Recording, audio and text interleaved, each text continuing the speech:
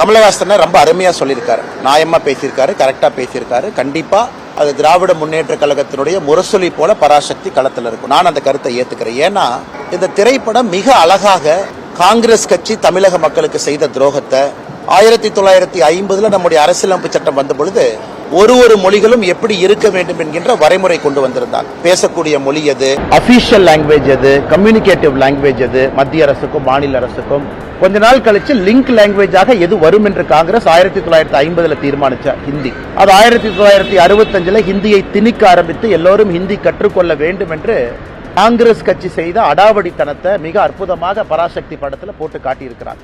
அதனால் பராசக்தி படத்தினுடைய மொத்த குழுவினருக்கும் என்னுடைய மனமார்ந்த வாழ்த்துக்கள். அக்கா சுதா கொங்கரா அவர்களுக்கு, அருமை சகோதரர் சிவ கார்த்திகேயன் அவர்களுக்கு என்னுடைய வாழ்த்துக்கள். தமிழக மக்களுக்கு மறுபடியும் ஒரு முறை இத்தனை ஆண்டுகள் கழித்து காங்கிரஸ் செய்த துரோகத்தை படம் பிடித்து காட்டியதற்கு. இதில் ஆச்சரியம் என்னன்னா திமுக காரன் கொண்டாடிக்கிட்டு இருக்கிறான். அதான் சந்தோஷமா இருக்கு. எங்க ஆப்பு வைக்கிறாங்க, நட்டுல வச்சாங்களா போல்ட்டில் வச்சாங்களானே தெரியாது திமுக காரன். இந்த பராசக்தி படம் சூப்பரா இருக்கு.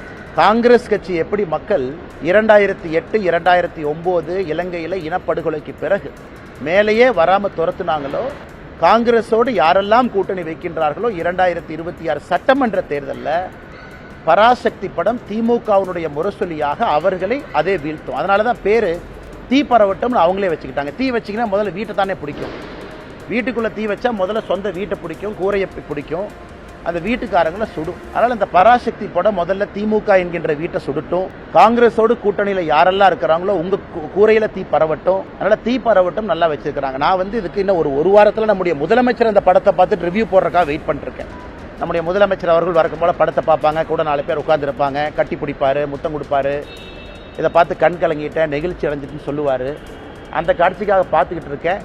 அதனால் நல்லா இருக்கட்டும், எல்லா மக்கள்லாம் போய் நல்லா பாருங்க. பார்த்துட்டு காங்கிரஸ் யாரோடு கூட்டணியில் இருக்கிறாங்களோ அந்த வாக்குச்சாவடி பக்கம் போய் ஓட்டு போடுறதுக்கே போயிடாது. ஏன்னா அவங்க என்னென்ன அநியாயம் செஞ்சாங்கன்னு அந்த படம் சொல்லுது. எல்லோரும் பார்க்க வேண்டிய திரைப்படம். நான் என்னை கேட்டீங்கன்னா, நானும் ஜனநாயகனுடைய படத்திற்காக எதிர்பார்த்து காத்திருந்த நிறைய ரசிகர்கள்ல நானும் ஒருவன் தான். நல்ல திரைப்படம், நல்ல நடிகர்கள் நடிக்கும் பொழுது சமீப காலமாக நானும் நிறைய திரைப்படத்தை பார்க்கின்றேன், கருத்து சொல்றேன், பேசுறேன்.